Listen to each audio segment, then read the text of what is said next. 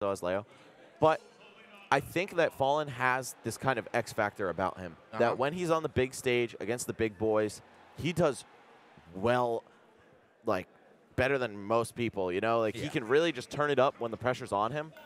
So I would not be terribly shocked to see falln cause an upset here. And he looked pretty clean in the Cloud matchup. He was, you know, despite struggling against Zero in the first 2 games, he got some stuff in. And then in the 3rd game, it was just like, wow, like this guy knows what he's doing against Cloud, despite the matchup not being in his favor.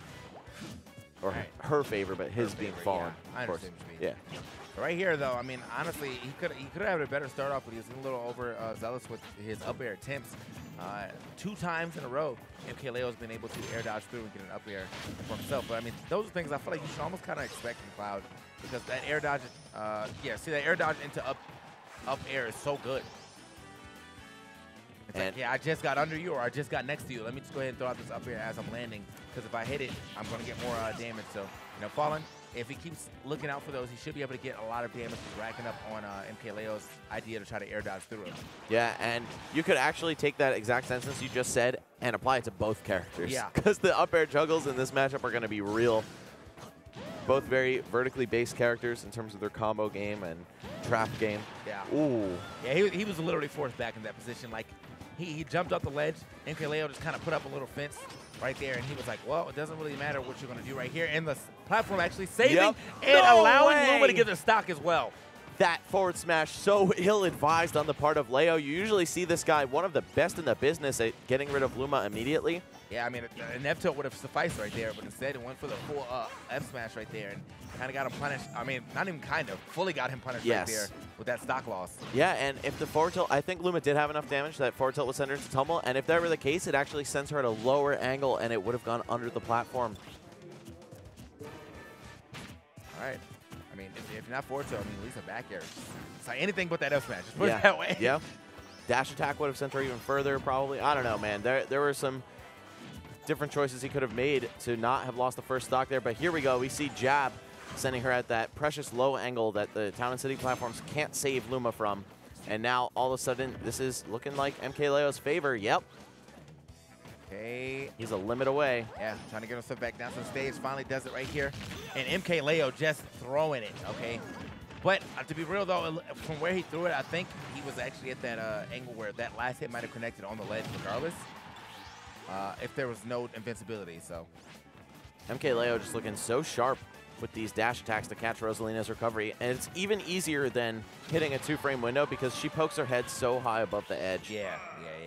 So just like that, though, that dash attack will take that first game. falln, you know, made it respectable, though. 67% here on the second stock of MkLeo. But as you were pointing out, man, MkLeo just seems to be so good at dealing with Luma. I mean, I'll save that, you know, one F smash, but you know, everything else, Luma has really had a low life expectancy as this first game went.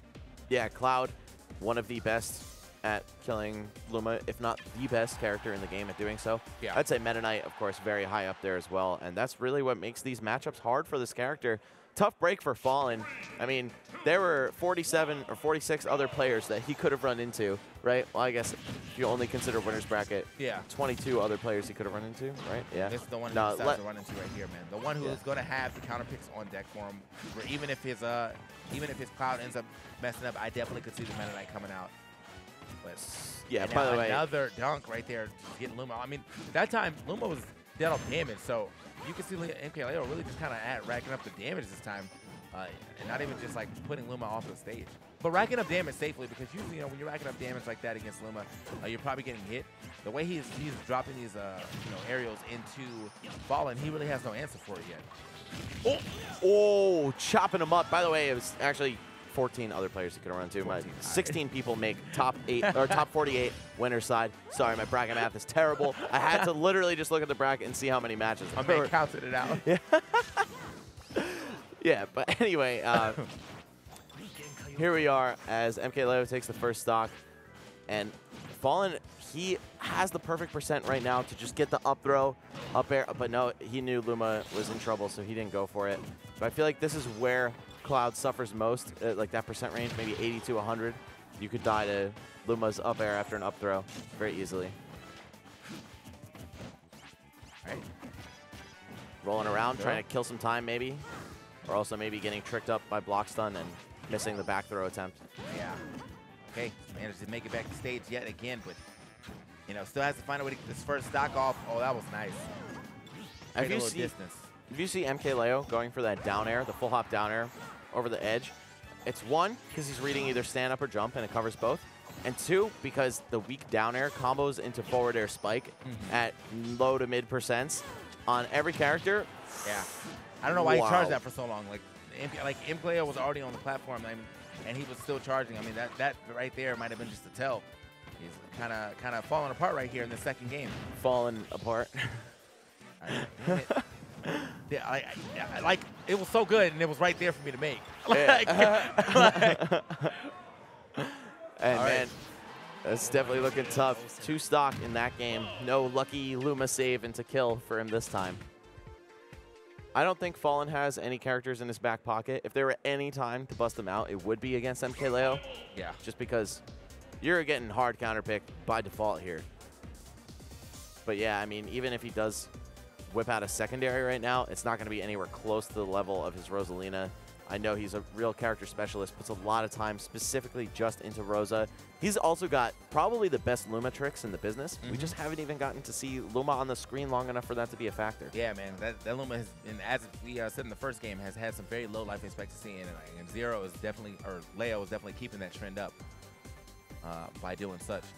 I wonder what Hobby even said to him. I feel like because he's doing so well, Hobby just came up and had like a 30-second combo with him instead. He's like, yeah. So how you doing, man? How you feeling about top 8? Probably get in there. Well, even if he does take falln out here, he still has to go through the winner of Mr. R and Void afterward. Yeah. Granted, he's got a great record against Mr. R, and I know Mr. R is going to be a little bit demoralized. Man, speaking of terrible bracket luck, right? Yeah. However, Void into possible Leo right here. falln does not pick it up. You know, again, he keeps getting these first solid hits, but the minute his Luma's gone, it's like that's just all the confidence that Leo needs to get as much as he needs to go. Oh my God, that was close. Yeah, and this already is kind of what we were seeing in that 5th game against Zero's Cloud. Just the really smooth juggles from falln's Rosalina. 100% unanswered for so far. Okay. I feel like I've never saw that like big-eyed, like ferret or muskrat. I don't know what that was in the background of Town City a second ago. I didn't even notice. That was the cutest animal I've ever seen, man. I give you that. Oh.